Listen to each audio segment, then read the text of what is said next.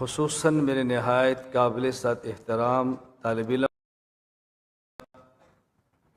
الحمدللہ وحدہ لا شریک لہ والصلاة والسلام علی من لا نبی بعد وعلی آلہ واصحابہ الذین اوفوا عہدا، اما بعد فاعوذ باللہ من الشیطان الرجیم، بسم اللہ الرحمن الرحیم۔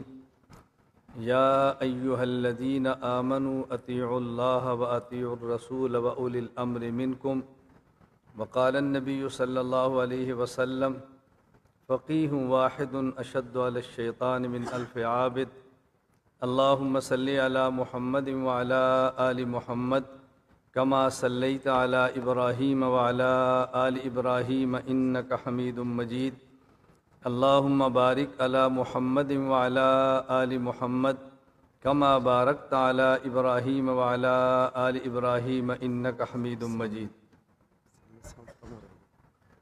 مجھے آگے ہونا پڑے گا، میں ایسے کروں گا پھر آواز آئے گی۔ چھوڑ دیں اس کو سنبھال لیں۔ معزز علماء کرام،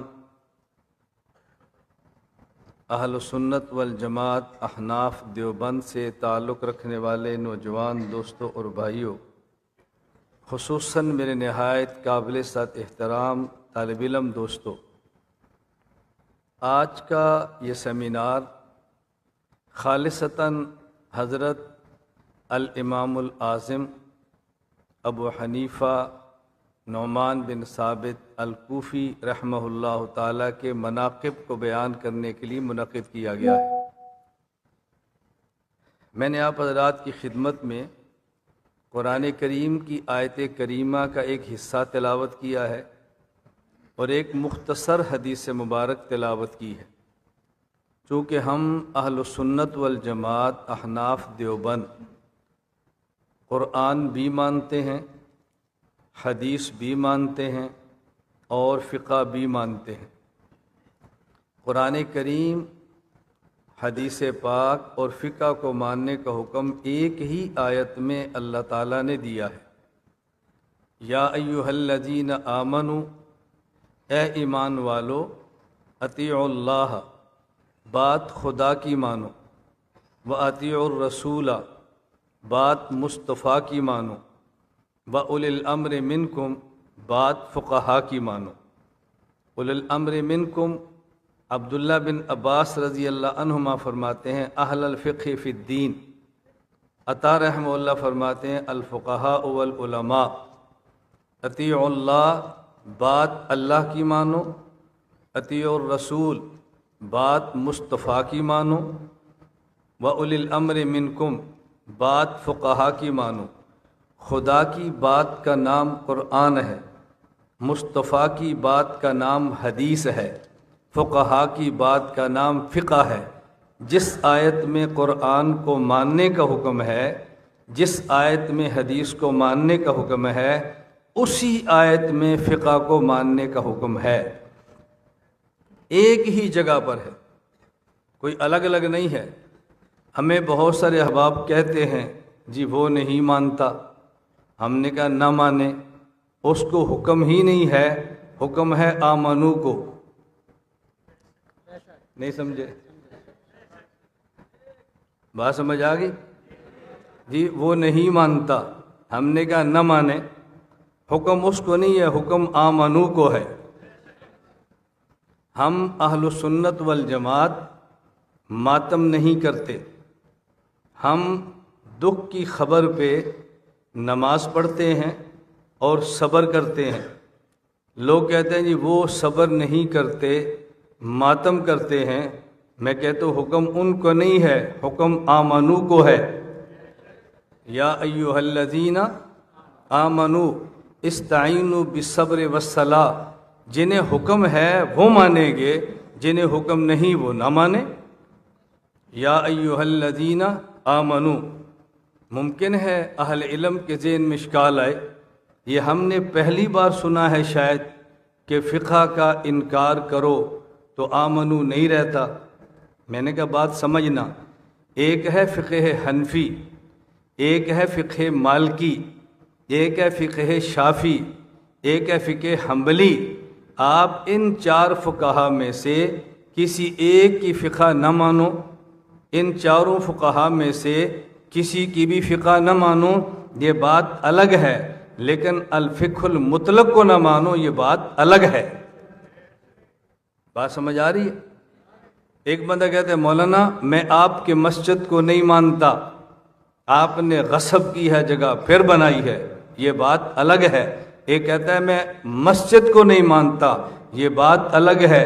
جو نفس مسجد کا انکار کرے اس کا حکم الگ ہے، جو خاص میری مسجد کا انکار کرے اس کا حکم الگ ہے۔ جو فقہ حنفی نہ مانے اس کا حکم الگ ہے، جو نفس فقہ نہ مانے اس کا حکم الگ ہے۔ دونوں میں فرق کرنا سیکھو نا، آپ اہل علم ہو، فرق کرنا سیکھو۔ میں یہ نہیں کہہ رہا فقہ حنفی، میں کہہ رہا ہوں فقہ۔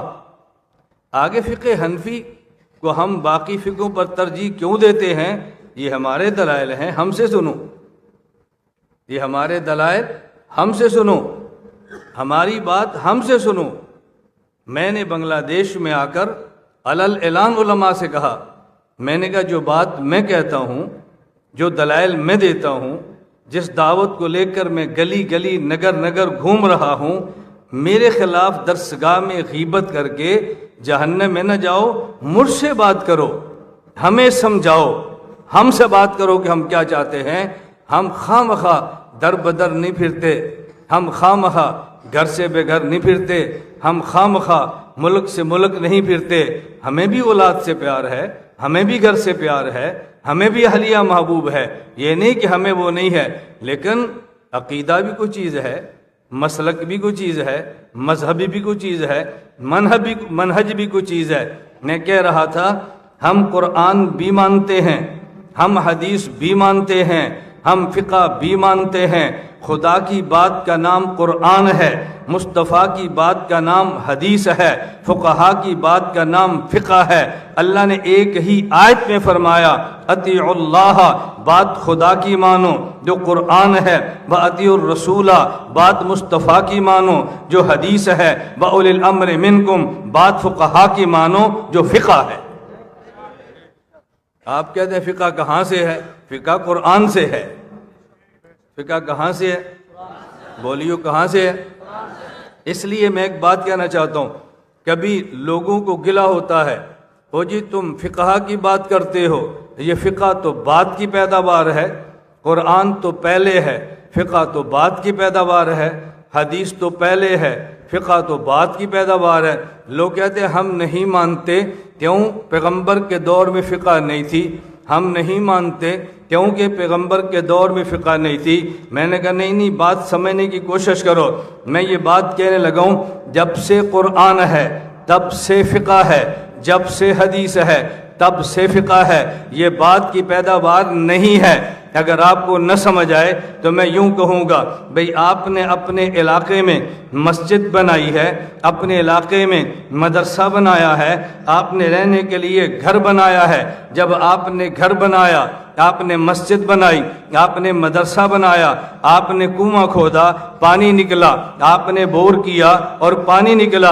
یہ پانی پہلے سے زمین میں موجود تھا لیکن نکلا تب ہے جب آپ نے گھر بنایا۔ پانی پہلے سے تھا، نکلا تب ہے جب مسجد بنائی۔ پانی پہلے سے تھا، نکلا تب ہے جب مدرسہ بنایا۔ یہ فقہ پہلے بھی تھی، نکلی تب ہے جب ابو حنیفہ آیا، اس لیے کہ ابو حنیفہ کو سراج الامہ کہتے ہیں۔ سراج کا معنی چراغ ہے۔ آپ رات کو اٹھے ہیں، آپ نے تہجد پڑھ لیے ہیں، آپ قرآن کی تلاوت کرنے لگے ہیں، قرآن کھولا ہے، الفاظ نظر نہیں آتے، آپ نے چراغ کو جلایا، الفاظ نظر آگے ہیں، تو اس چراغ نے قرآن کے الفاظ کو بنایا نہیں ہے، اس چراغ نے قرآن کے الفاظ کو دکھایا ہے۔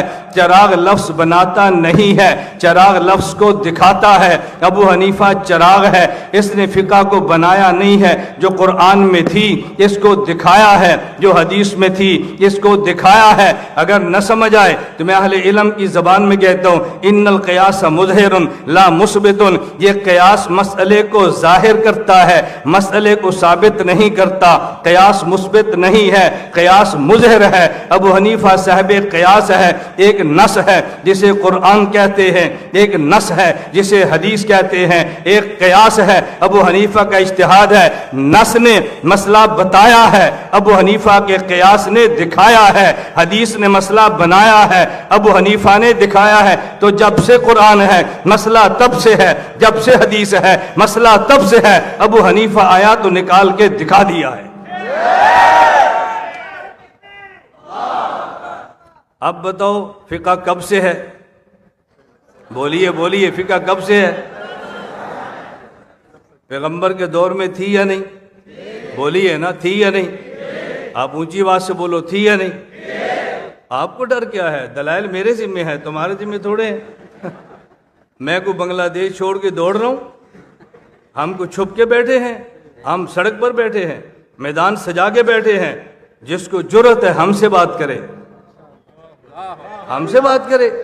اور میں کئی بار علماء سے کہتا ہوں میرا مزاج یہ نہیں ہے اولئک آبائی فجینی بمثلہم اذا جمعتنا یا جریر المجامع۔ میرا مزاج یہ ہے لیس الفتى من یقول ہا انذا، لیس الفتى من یقول کان ابی، الفتى من یقول ہا انذا۔ نہیں سمجھے؟ بات سمجھ آئی آپ کو؟ ہمارا مزاج یہی نہیں ہے اولئک آبائی فجینی بمثلہم، ہمارا مزاج ہے لیس الفتى من یقول کان ابی، الفتى من یقول ہا انذا۔ شیخ الہند کیسے تھے؟ ننوتوی کیسے تھے؟ مدنی کیسے تھے؟ یہ بڑے تھے، ان کو چھوڑو، ہم سے بات کرو۔ ہم ہیں شیخ الہند کے بیٹے، ہم ہیں ننوتوی کے بیٹے، ہم ہیں مدنی تھانوی کے بیٹے، ہم سے بات کرو۔ مجھے کتنے علماء کہتے ہیں یہ تم نے فقہا کی رٹ لگا رکھی ہے، علماء کی رٹ لگا رکھی ہے، حدیث کی بات کرو، صحابہ کی بات کرو، قرآن کی بات کرو، خدا کی بات کرو۔ میں نے کہا میں کرتا ہوں، لیکن بات یاد رکھ لیں اچھی طرح، اگر آپ نے فقہا کا دفاع کر لیا اصحاب پیغمبر محفوظ ہو جائیں گے، اصحاب پیغمبر کا دفاع کر لیا مصطفیٰ محفوظ ہو جائے گا، مصطفیٰ کا دفاع کر لیا خدا محفوظ ہو جائے گا۔ پہلی سیڑھی پہ روک دو، دشمن کو دوسری سیڑھی پر قدم رکھنے کی ہمت نہیں ہوگی۔ میں جو فقہا کے دفاع پہ کھڑا ہوں، میں صحابہ کی گستاخی برداشت کر لوں گا؟ میں جو علماء کے خلاف بکنے کی اجازت نہیں دیتا، میں نبوت کے خلاف تمہیں بھونکنے دوں گا؟ کہتے ہیں تم فقہا کی بات کرتے ہو، ہماری بات ہم سے سنو، ہماری بات ہم سے سنو۔ آپ نے سنا ہوگا نا کہ عام طور پہ کہا جاتا ہے غیروں سے سنا تم نے، غیروں سے کہا تم نے، غیروں سے سنا تم نے، غیروں سے کہا تم نے، کچھ ہم سے سنا ہوتا کچھ ہم سے کہا ہوتا۔ غیروں سے سنا تم نے، غیروں سے کہا تم نے، کچھ ہم سے سنا ہوتا کچھ ہم سے کہا ہوتا۔ میدان میں ہم نکلے ہیں، ہم سے پوچھو کہ ہم باہر کیوں نکلے؟ ہم قرآن بھی مانتے ہیں، حدیث بولیے نا، ہم قرآن بھی مانتے ہیں، حدیث بھی مانتے ہیں، فقہا بھی مانتے ہیں، ہم سب کو مانتے ہیں۔ فقہا میں سے الامام الاعظم سید الفقہا سراج الامہ امام ابو حنیفہ نعمان بن ثابت رحمہ اللہ تعالی، میں نے لفظ بولے الامام الاعظم ابو حنیفہ نعمان بن ثابت الکوفی، میں نے 5 لفظ بولے ہیں نا، تو مجھے 5 پر ہی بولنا چاہیے۔ میں ایک لفظ پر بولوں گا تو آپ کو سمجھ آئے گی 5 لفظوں پر کتنے گھنٹے چاہیے۔ میں ایک لفظ پہ بولتا ہوں، صرف ایک پہ، آپ کو ایک کے سننے سے اندازہ ہو جائے گا کہ 5 لفظوں پر کتنے گھنٹے چاہیے ہمارے سیمینار کو ٹھکانے پر لگانے کے لیے۔ میں پاکستان اسلام آباد میں امام اعظم ابو حنیفہ سیمینار کراتا، میزبان بھی خود ہوتا، مہمان خصوصی بھی خود ہوتا۔ کیسا میزبان ہے؟ میزبان بھی خود ہوتا اور مہمان خصوصی بھی خود ہوتا۔ مہمان آ رہے ہیں، ریسیو کر رہا ہوں، سننے والے آ رہے ہیں ان کو وصول ایک ایک کو بٹھا رہا ہوں. جب سب کے بیان ہو گئے اب لوگ کہتے ہیں جی مولانا صاحب آپ کا بیان. بھئی ہو گیا نا, نہیں آپ کا بیان. تو میزبان بھی میں ہوتا پھر آخر میں بیان بھی مجھے خود کرنا پڑتا. توجہ سے بات سمجھیں. الامام الاعظم ابو حنیفہ نعمان بن ثابت الکوفی, توجہ رکھنا, میں بات امام سے شروع نہیں کرتا, میں بات الکوفی سے شروع کرتا ہوں, اس لیے کہ دیکھنے میں الکوفی کا لفظ بعد میں ہے لیکن در حقیقت الکوفی کا لفظ پہلے ہے. پہلے کوفہ بنا ہے, پھر ابو حنیفہ پیدا ہوا ہے. پہلے کوفہ بنا ہے, پھر ابو حنیفہ پیدا ہوا ہے, پھر امام بنے ہیں, پھر اعظم بنے ہیں, ابو حنیفہ بنے ہیں, لیکن پہلے تو کوفہ ہے. اعتراض تو ہم پہ جب بھی کیا دشمن نے کوفہ کا نام لے کر کیا. میں اس پہ دو چار اعتراض کر کے اپنی بات کو آپ کی خدمت میں پیش کرتا ہوں. ہمارے امام ابو اعظم ابو حنیفہ رحمہ اللہ تعالیٰ یہ کوفی ہیں. پس منظر آپ کے ذہن میں ہے, میں تفصیل میں نہیں جاتا. کبھی آپ نے غور کیا کہ کوفہ وہ شہر ہے جس میں امام ابو حنیفہ کی ولادت ہے. کوفہ وہ شہر ہے جہاں امام ابو حنیفہ دنیا سے جا رہے ہیں. ہمارے امام ابو حنیفہ کوفہ میں پیدا ہوئے ہیں. ہم پہ مشہور اعتراض کیا جاتا ہے, بھئی تمہارا امام تو کوفی ہے, تمہارا امام تو مکی نہیں ہے, تمہارا امام تو کوفی ہے, تمہارا امام تو مدنی نہیں ہے. اگر تم نے کسی فقیہ کو امام بنانا ہی تھا تو امام تو مکہ کا بنا لیتے, امام تم مدینہ کا بنا لیتے. میں نے کہا نہیں, ہم نے جس کو امام بنایا یہ مجتہد مطلق اس امت کے جتنے ہوئے ہیں ان میں مجتہد اول ہے, اور پہلے مجتہد کو مکہ میں نہیں, مدینہ میں نہیں, کوفہ میں آنا چاہیے تھا. جس امام کو ہم نے امام مانا ہے ان کو پیدا مکہ میں نہیں ہونا چاہیے تھا, ان کو پیدا مدینہ میں نہیں ہونا چاہیے تھا, ان کو تو پیدا ہی کوفہ میں ہونا چاہیے تھا. کیوں؟ میں نے کہا بات توجہ سمجھنا. ایک آدمی بڑا ہوتا ہے اور ایک آدمی چھوٹا ہوتا ہے, یہ دنیا کا ضابطہ ہے جس کو ہر عقل تسلیم کرتی ہے کہ جہاں سے بڑا کام چھوڑ کے جاتا ہے چھوٹا وہیں سے لے کر کام کو آگے نکلتا ہے. ہم نے امت میں دیکھا خاتم الانبیاء محمد مصطفیٰ صلی اللہ علیہ وسلم کے بعد 4 خلفۂ راشدین ہیں. ہم نے ان کے بعد مجتہدین کو دیکھا تو 4 امت کے بڑے مجتہدین ہیں.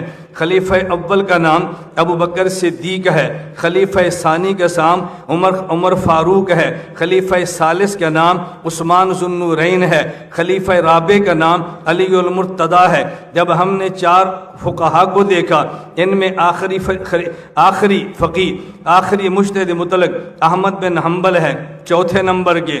تیسرے محمد بن ادریس شافعی ہیں, دوسرے نمبر کے امام مالک بن انس ہیں, اور پہلے نمبر کے امام ابو حنیفہ ہے. ہم نے خلفائے راشدین کو دیکھا تو آخری خلیفہ علی المرتضی ہے, اور جب ہم نے فقہا کو دیکھا اس میں پہلا فقیہ حضرت امام ابو حنیفہ ہے.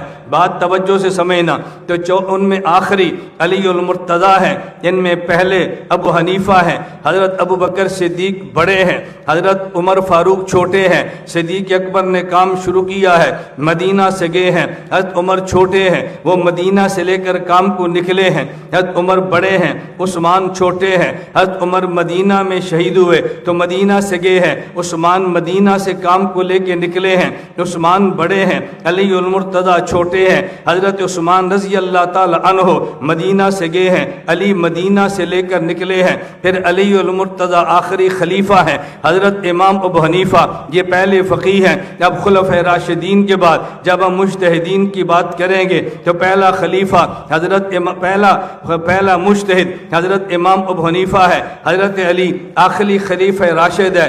تو علی نے جہاں سے جانا تھا ابو حنیفہ نے وہیں پہ آنا تھا. علی مکہ سے جاتے, ابو حنیفہ مکہ میں آتے. علی مدینہ سے جاتے, ابو حنیفہ مدینہ میں آتے. علی کوفہ سے گئے ہیں تو ابو حنیفہ کوفہ میں آیا ہے. تو پھر میں یہ بات کہہ سکتا ہوں کہ آخری خلیفہ راشد کی جو جائے ولادت ہے پہلے فقیہ کی وہی, آخری خلیفہ راشد کی جو جائے شہادت ہے پہلے فقیہ کی وہی جائے ولادت ہے. اب بتاؤ پہلے امام کو کہاں آنا چاہیے تھا؟ بولیے نہ، کہاں آنا چاہیے تھا؟ آپ کیوں گردن جھکاتے ہیں، کیوں شرماتے ہیں؟ کبھی دلیل والا بھی نظریں جھکا کے چلتا ہے۔ وہ کہہ رہے تھے امام تمہارا مکی کیوں نہیں، امام مدنی کیوں نہیں، کوفی کیوں ہے؟ ہم نے کہا ہونا ہی کوفی چاہیے تھا، ہونا ہی کوفی چاہیے تھا۔ میں نے اس لیے گزارش کی، بات توجہ سمجھنا، ہم اپنے موقف سے پیچھے ہٹنے والے نہیں ہیں، ہم نے دلائل کے ساتھ موقف اختیار کیا ہے، ہم اندھے مقلد نہیں ہیں۔ توجہ رکھنا، ہم اندھے مقلد۔ مجھے کبھی تعجب ہوتا ہے جب ہم یہ بات کہہ دیتے ہیں کہ بیٹا ہم اندھے مقلد ہیں۔ نانا، اندھی تقلید کسے کہتے ہیں؟ بات سمجھو، اندھی تقلید کسے کہتے ہیں؟ آپ نے کبھی بازار میں چند اندھوں کی قطار دیکھی ہو جو مانگنے کے لیے چلتے ہیں، پہلا بھی اندھا، دوسرا بھی اندھا، تیسرا بھی اندھا، چوتھا بھی اندھا، پانچواں، یہ جو اندھوں کی قطار ہوتی ہے، آگے بھی اندھا ہو پیچھے بھی اندھا ہو، اسے اندھی تقلید کہتے ہیں۔ ابو حنیفہ ہو پیچھے ہم ہو، اس کو اندھی تقلید نہیں کہتے، اس کو دیکھ بھال کے تحقیق والی تقلید کہتے ہیں۔ ہم اندھے مقلد نہیں ہیں۔ کو بات سمجھ آ رہی ہے؟ ہم اندھے مقلد نہیں ہیں۔ یہ غلط باتیں مت کرو، ہم اندھے مقلد ہیں۔ اندھے مقلد کیوں ہیں؟ ہم سوچ سمجھ کر مقلد ہیں۔ ہم ایسے ابو حنیفہ کے مقلد نہیں ہیں، ہم نے دلیل کے ساتھ دیکھا ہے، عقل و شعور کے ساتھ سمجھا ہے، ہم نے امام ابو حنیفہ کی زندگی پہ غور کیا ہے، حالات پہ غور کیا ہے، ان کی فقہ کو سمجھا ہے، یوں مقلد نہیں ہیں۔ تو سوال یہ تھا کہ جو تمہارا امام ہے یہ مکی کیوں نہیں ہے، یہ مدنی کیوں نہیں ہے، یہ کوفی نازل ہوا اور کوفہ گیا، یہ وہی قرآن ہے جو مدینہ میں نازل ہوا اور کوفہ گیا۔ یہ کوئی کوفہ سے قرآن نہیں آیا، بلکہ جو قرآن صحابہ کوفہ لے کر گئے تھے یہ وہیں کوفہ سے واپس آیا ہے۔ میں نے کہا پھر دو لفظوں کو یاد رکھ لو، ایک لفظ روایت ہے، ایک لفظ درایت ہے۔ لفظ کو نقل کرنا اسے درایت کہتے ہیں، لفظ کا معنی سمجھانا اس لفظ کو نقل کرنا اسے روایت کہتے ہیں، لفظ کا معنی سمجھانا اسے درایت کہتے ہیں۔ صحابہ جو قرآن مکہ مدینہ سے لے کر کوفہ گئے تھے، یہ قرآن صحابہ نے کن سے لیا تھا؟ کہا جی رسول اللہ صلی اللہ علیہ وسلم سے لیا تھا۔ تو جو صحابہ نے قرآن نبی سے لیا تھا وہ نبی سے سمجھا تھا یا نہیں؟ کہا جی سمجھا تھا۔ تو وہ سمجھ کہاں لے کر گئے تھے؟ کہا جی کوفہ۔ تو میں نے کہا صحابہ قرآن کے لفظ بھی مکہ سے کوفہ لے کر گئے، قرآن کے لفظ بھی مدینہ سے کوفہ لے کر گئے، اور جو سمجھے تھے اس سمجھ کو بھی مکہ سے کوفہ لے کر گئے، اس سمجھ کو مدینہ سے کوفہ لے کر گئے، جسے روایت کہتے ہیں، لفظوں کو پڑھنا اور آگے بتانا۔ میں نے کہا یہ تو روایت ہے، اور جسے سمجھنا فقہ کہتے ہیں، اسے درایت کہتے ہیں۔ تم میں اور دیوبند والوں میں فرق یہ ہے، ہم بات پوری کرتے ہیں، تم بات ادھوری کرتے ہو۔ ہم کہتے ہیں صحابہ قرآن کے لفظ کوفہ لے کر گئے تھے، وہاں سے لفظ بھی واپس آئے، اور جو معنی لے کر گئے وہ معنی بھی واپس آیا۔ تم نے صرف اس قرات کو مانا ہے جو وایا کوفہ مکہ آئی ہے، ہم نے اس درایت کو بھی مانا ہے جو وایا کوفہ مکہ آئی ہے۔ اگر روایت کوفہ کی معتبر ہے تو درایت کوفہ کی معتبر کیوں نہیں ہے؟ سوال یہ ہے کہ جو کوفہ گئے تھے وہ کون تھے؟ جو کوفہ گئے تھے وہ کوفہ جانے والے کون تھے؟ چلو کوفہ جانے والے کون تھے؟ اس سے پہلے میں ایک لفظ کہہ لیتا ہوں، بھائی کوفہ بنانے والے کون تھے؟ کوفہ جانے والے کون تھے؟ اور اس سے پہلے کوفہ بنانے والے کون تھے؟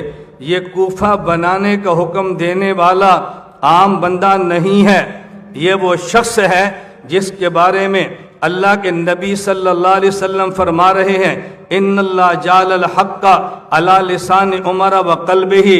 عمر بولتا بھی ٹھیک ہے، عمر سوچتا بھی ٹھیک ہے۔ عمر بولیے، میں آپ طلبہ سے کہتا ہوں لفظوں کا ترجمہ کرنا سیکھو، آیات اور احادیث کا ترجمہ کرنا سیکھو، اتنا آسان ترجمہ کرو کہ سننے والا سمجھنے پہ مجبور ہو جائے۔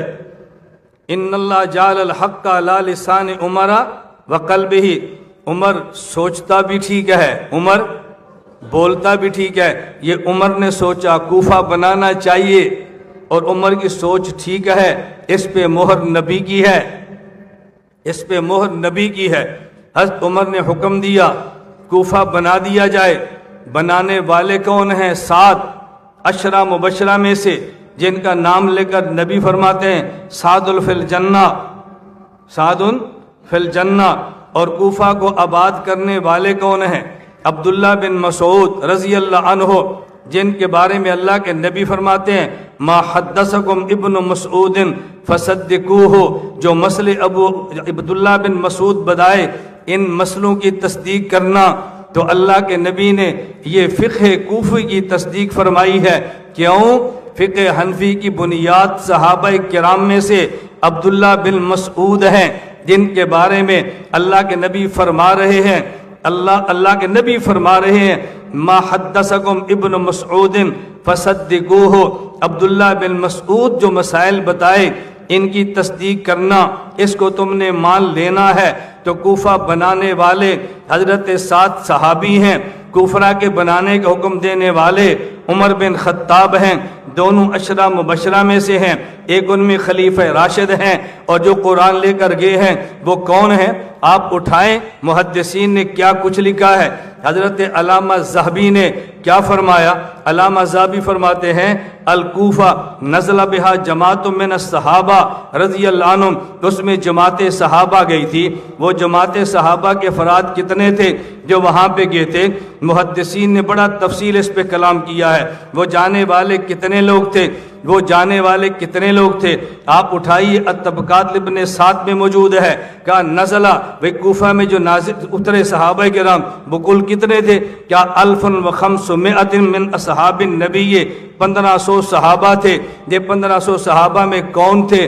آپ آگے چلتے جائیے، یہ 1500 صحابہ میں یہ کون تھے؟ الثقات میں لکھا ہے، اور عجیب بات پوری تفصیل بیان کی ہے کہ نزل بہا، کوفہ میں جو صحابہ اترے تھے ان میں صحابہ کرام میں 300 من اصحاب شجرہ و 70 من اہل بدر، ان میں 300 صحابہ بیعت رضوان والے تھے، اور ان میں 70 صحابہ اہل بدر تھے۔ اور اہل بدر کون ہیں؟ جن کے بارے میں پیغمبر فرما رہے ہیں اعملوا ما شئتم، اب تم کچھ بھی کرو گے اللہ تمہارا مواخذہ نہیں فرمائیں گے۔ تو میں بات بتا رہا ہوں کہ جس شہر کوفہ میں ابو حنیفہ پیدا ہوئے، اس کا حکم دینے والے عمر بن خطاب ہیں، تعمیر کرنے والے حضرت سعد ہیں، ان میں محدث بن کے آنے والے عبداللہ بن مسعود ہیں، ان میں 300 اصحاب شجرہ ہیں جن کے بارے میں قرآن اعلان کرتا ہے لقد رضی اللہ عن المؤمنین اذ یبایعونک تحت الشجرہ۔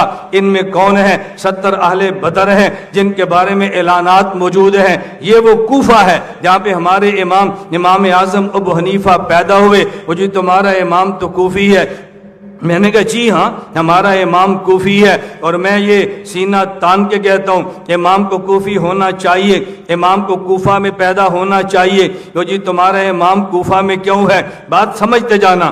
میں نے بتایا یہ کوفہ تعمیر کس نے کرایا، کوفہ حکم کس نے دیا، کوفہ میں علم لانے والا کون ہے؟ لیکن کبھی اس پہ بھی غور کیا یہ کوفہ کہاں پہ موجود ہے؟ کوفہ سنگم پہ موجود ہے۔ ادھر دیکھیں تو عرب ہے، ادھر دیکھیں تو عجم ہے، درمیان میں ابو حنیفہ بیٹھے ہیں۔ یا ایھا الذین آمنوا اطیعوا اللہ واطیعوا الرسول واولی الامر منکم۔ تو جی تمہارا امام تو کوفی ہے۔ میں نے کہا جی ہاں تمہارا امام تو اجمی ہے۔ میں نے کہا جی ہاں یہ اجمی ہے۔ بھئی اجمی کیوں ہے؟ میں نے کہا اس لیے کہ ہمارا قرآن تو عربی میں، ہماری حدیث تو عربی میں، اور دنیا کی اکثر مسلمانوں کی عبادی وہ ہے جو عربی میں نہیں ہے، اکثریت تو اجمی میں ہے۔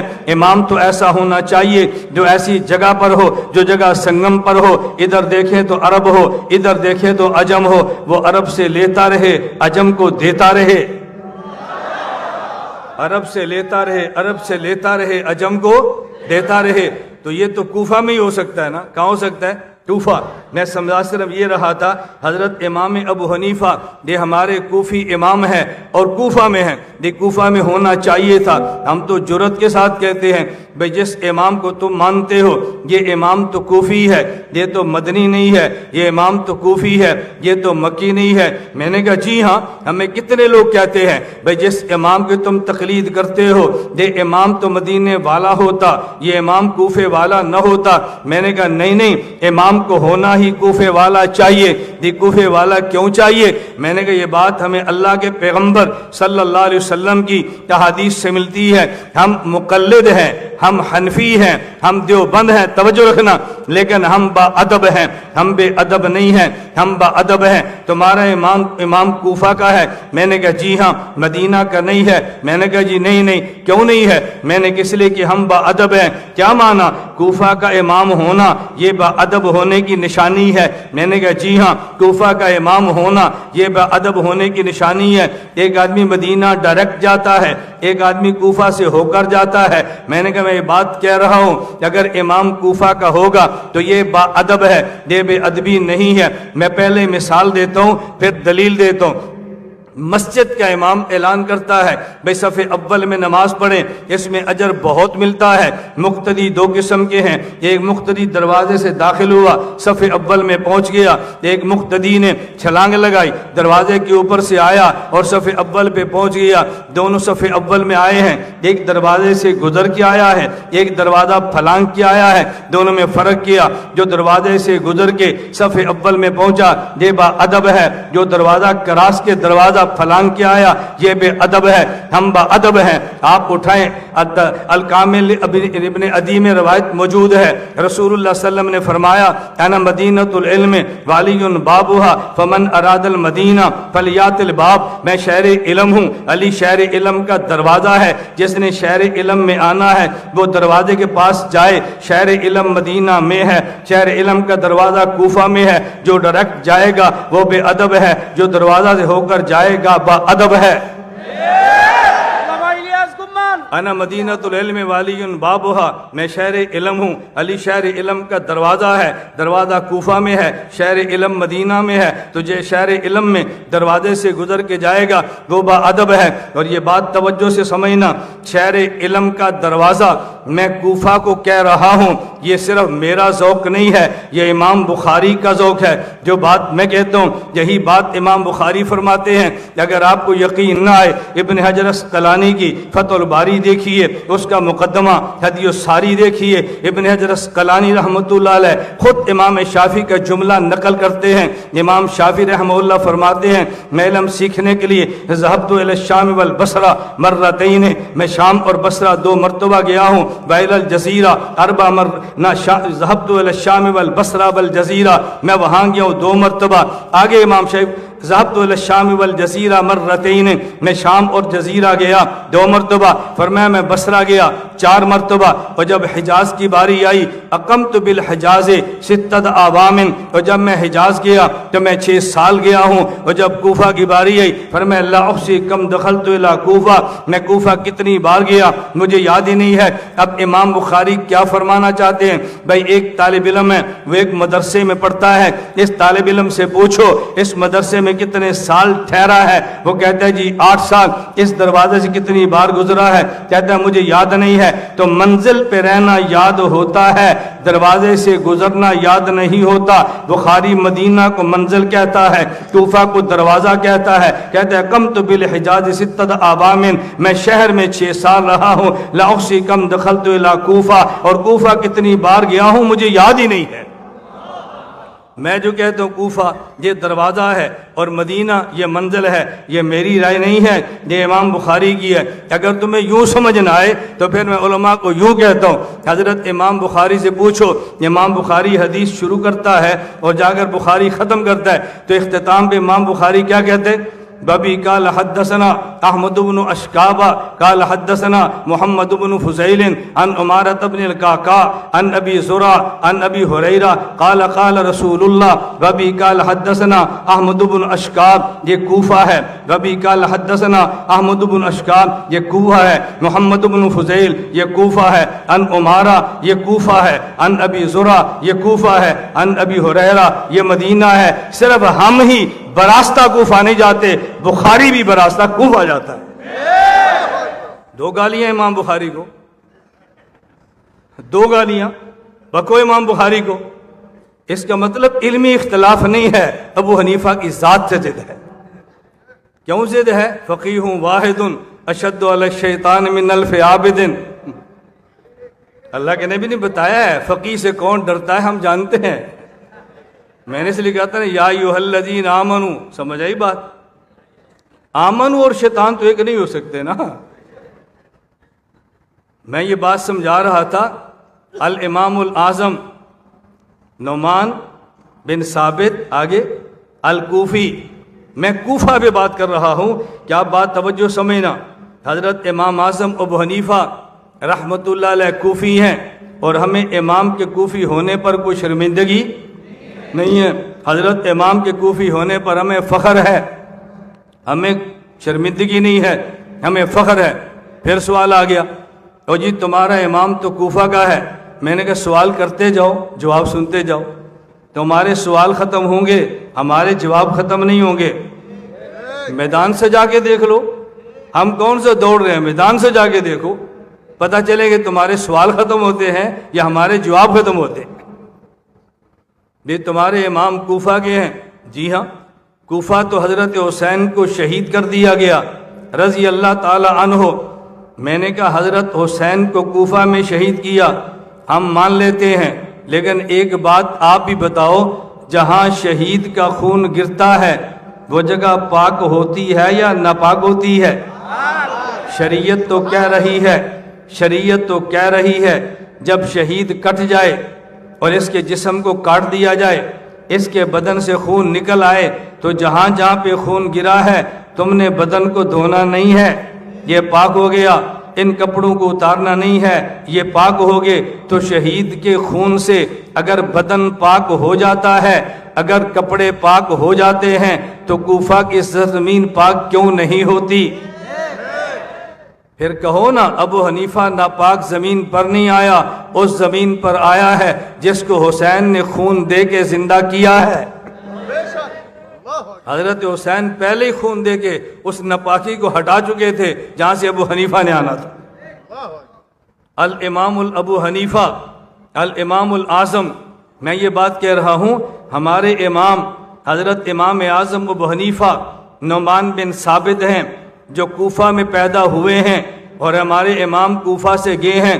ہمیں اپنے امام کے کوفی ہونے پر کوئی غم نہیں ہے، اپنے امام کے کوفی ہونے پہ ہم سر جھکاتے نہیں ہیں، اپنے امام کے کوفی ہونے پہ ہم شرماتے جھجکتے نہیں ہیں۔ یہ بات ہمیشہ ذہن نشین فرما لو۔ اس لیے اگر کوئی کہے تمہارا امام کہاں کا ہے تو تمہیں سینہ تان کے کہنا چاہیے بھئی ہمارا امام یہ ابو حنیفہ یہ کوفہ کا ہے، کوفہ میں پیدا ہوا ہے، ہمیں کوئی جھجک نہیں ہے۔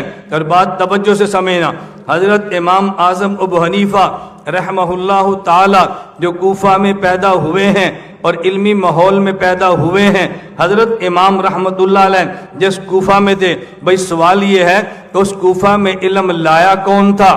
اس کوفہ میں علم لایا کون تھا؟ لانے والے پیغمبر کے صحابہ تھے، اور وہ کوفہ میں آئے تھے۔ ان میں سر فہرست حضرت عبداللہ بن مسعود ہیں رضی اللہ تعالی عنہ، جن کے بارے میں نے عرض کیا یہ عبداللہ بن مسعود جو کوفہ آئے ہیں، آپ کے علم میں ہونا چاہیے اصحاب پیغمبر میں سے یہ 8ویں نمبر کے وہ شخص ہیں جو کلمہ پڑھ کے مسلمان ہوئے ہیں۔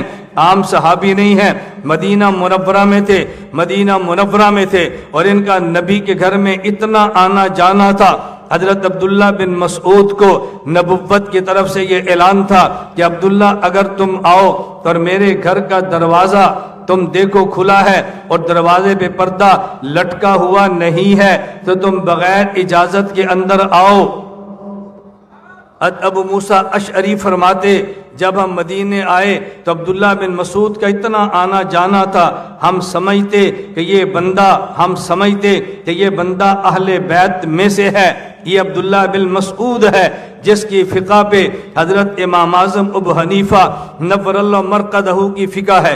میں صرف سمجھا یہ رہا تھا ہمارا ابو حنیفہ یہ امام بھی ہے، الامام الاعظم بھی ہے، نام نعمان ہے، والد کا نام ثابت ہے، اور یہ کوفہ کے رہنے والے ہیں۔ ہم اسی نسبت سے خود کو کوفی بھی کہتے ہیں، اسی ابو حنیفہ کی طرف نسبت کرتے ہوئے ہم خود کو حنفی بھی کہتے ہیں۔ حضرت امام ابو حنیفہ کے والد حضرت ثابت رضی اللہ تعالی عنہ، ذرا نسبتیں دیکھنا، یہ حضرت ثابت یہ کوفہ کی میں باتیں سنا رہا ہوں، حضرت ثابت کوفہ میں ہیں، عمر بہت چھوٹی ہے، بہت چھوٹی، بڑے نہیں ہیں۔ حضرت امام ابو حنیفہ کے بیٹے حضرت حماد ہیں، ان کے بیٹے اسماعیل ہیں۔ حضرت امام کے پوتے خود یہ فرماتے ہیں اپنے جد امجد کے بارے میں، کہتے ہیں کہ میرے والد 80 ہجری میں پیدا ہوئے اور ہمارے دادا جو ثابت تھے قد ذہب ثابت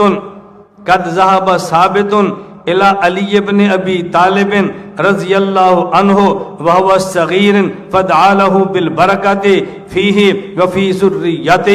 ابو حنیفہ کے والد ثابت یہ کوفہ میں علی المرتضیٰ کی خدمت میں بچپن میں ان کے والد لے کر گئے۔ علی المرتضیٰ نے حضرت ثابت کے لیے اور ثابت کی اولاد کے لیے دعا کی ہے، تو پھر یہ بات مجھے کہنے دو، ابو حنیفہ جہاں پیدا ہوا خون حسین نے دیا ہے، اور ابو حنیفہ نتیجہ علی المرتضیٰ کی دعاؤں کا ہے۔ علی المرتضیٰ کی دعاؤں کا نتیجہ ابو حنیفہ ہے۔ حضرت ثابت کو دعائیں دی جا رہی ہیں جو ابو حنیفہ کے والد تھے۔ میں یہ بات صرف اس لیے شہر کوفہ پہ کر رہا ہوں کہ آپ کا ذہن بنے کہ ہماری نسبتیں معمولی نہیں ہیں۔ اگر ہماری نسبت کوفہ کی طرف ہے تب بھی زبردست ہے، ابو حنیفہ کی طرف ہے تب بھی زبردست ہے، تو ہم یہ عہد کریں اور ہم یہ طے کریں انشاءاللہ العزیز، اللہ نے چاہا ہم قرآن بھی مانیں گے، حدیث بولیے حدیث بھی مانیں گے، فقہ بھی مانیں گے۔ ہم قرآن بھی مانتے ہیں، حدیث بھی مانتے ہیں، فقہ بھی مانتے ہیں، اور فقہا میں فقیہ اول سید الفقہا امام اعظم ابو حنیفہ نعمان بن ثابت کو بھی مانتے ہیں، اور امام سمجھ کر مانتے ہیں، سینہ تان کے مانتے ہیں، آنکھیں اٹھا کے مانتے ہیں، گن گھرج کے ساتھ مانتے ہیں، چھپ کے نہیں مانگتے، علل اعلان مانتے ہیں۔ اس میں کیا بات ہوئی؟ ہم جھجکے کس بات پہ؟ میں نے پہلے عرض کیا تھا الفاظ تو کئی ہیں، میں تو ایک پہ بات کر رہا ہوں۔ میری مجبوری ہے کہ ہم نے اگلے جلسے پر پہنچنا ہے، ایک میں تاخیر ہو پھر اگلا خراب، وہ خراب ہو تو اگلا خراب، گاڑی ایک سٹیشن سے لیٹ ہو جائے تو پھر ہر سٹیشن پہ لیٹ ہوتی ہے، تو ہم کہتے ہیں پہلے سٹیشن پہ لیٹ نہ کرو تاکہ اگلے سٹیشن خراب نہ ہو۔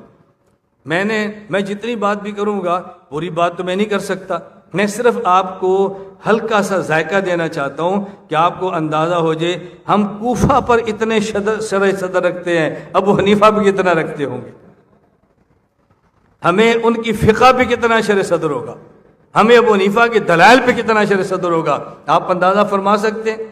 میں آپ تمام طلباء کو یہ گزارش کروں گا اور منت کے ساتھ کروں گا، آپ حضرات اپنا ذہن بنائیں، دلائل پڑھیں، خود کو دلائل سے تر و تازہ کریں، اور دلائل کے ساتھ ساتھ خانقاہوں سے رابطہ رکھیں، تعلق محلہ پختہ رکھیں، تہجد، اشراق، اوابین، اذکار، تلاوت اس کا اہتمام کریں، کچھ وقت فراغت کے بعد خلوت میں گزاریں۔ یہ ہمارے امام ابو حنیفہ کا طرز ہے، رات کو جاگنا ابو حنیفہ کا طرز ہے۔ ایسا حنفی نہ بنے، ایسا نہ بنے کہ جس طرح دیکھ کر پتہ چلے کہ شاید یہ تو حنفیت کا مخالف ہے۔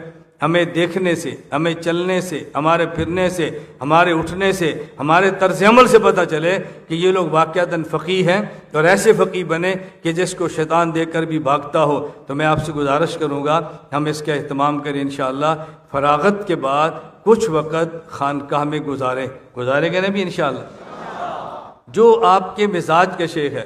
اور میں ایک بات کہہ دیتا ہوں، بیعت کرو، آپ کا شیخ صحیح العقیدہ ہو، متبع سنت ہو، اپنے شیخ کا صحبت یافتہ ہو، اجازت یافتہ ہو، ہم مزاج ہو اور اس سے رابطہ ہوتا ہو، یہ 6 صفات ضروری ہیں، پھر بیعت کا نفع ہوگا۔ اگر ان میں سے کوئی ایک صفت بھی نہیں ہوگی تو پھر بیعت کا فائدہ نہیں ہوتا۔ تو آپ نیت فرما لیں کہ ہم انشاءاللہ حنفیت پہ پختہ رہیں گے۔ میں ہر جلسے میں یہاں تقریباً ایک بات کہہ رہا ہوں، وہی بات یہاں کے اگر اجازت چاہوں گا کہ اپنا تعارف ذہن میں رکھ لو، اور اس سے آپ نے پیچھے نہیں آنا کہ ہم کون ہیں۔ 4 لفظ آپ نے ذہن میں رکھنا ہے۔ ہمارا دین اسلام ہے، ہمارا دین اسلام ہے، ہمارا مسلک اہل سنت والجماعت ہے، ہمارا مذہب احناف ہے، ہمارا منہج دیوبند ہے۔ کتنے لفظ ہیں؟ ہمارا دین اسلام ہے، ہمارا مسلک اہل سنت والجماعت ہے، ہمارا مذہب احناف ہے، ہمارا منہج دیوبند ہے۔ یہ لفظ ان میں رکھو۔ رات میں نے 1 گھنٹہ ان 4 لفظوں پہ بات کی تھی سمجھانے کے لیے کہ ان کا مطلب کیا ہے، اب یاد رکھ لو پھر نشست میں صحیح۔ ہمارا دین اسلام ہے، ہمارا مسلک اہل سنت والجماعت ہے، ہمارا مذہب احناف ہے اور ہمارا منہج دیوبند ہے۔ اللہ مجھے اور آپ سب کو اتفاق، اتحاد، ایک دوسرے کا احترام کرتے ہوئے دین کی مقبول خدمت کی توفیق عطا فرمائے۔ شہداء نے پکارا ہے تم کو فردوس کے بالا خانوں سے، شہداء نے پکارا ہے تم کو فردوس کے بالا خانوں سے، ہم راہ وفا میں کٹ آئے تمہیں پیار ابھی تک جانوں سے۔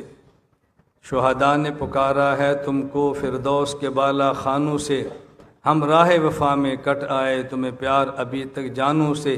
اس جذبہ گلبوسی میں کچھ کانٹے بھی چبھ جاتے ہیں، اس جذبہ گلبوسی میں کچھ کانٹے بھی چبھ جاتے ہیں، اپنوں کے نشتر سہریلا ٹکرانا فقط بیگانوں سے۔ الحمدللہ الحمدللہ وحدہ لا شریک لہ والصلاة والسلام علی من لا نبی بعدہ وعلی آلہ واصحابہ الذین اوفوا عہدہ، اما بعد فاعوذ باللہ من الشیطان الرجیم، بسم اللہ الرحمن الرحیم۔ یا ایہا الذین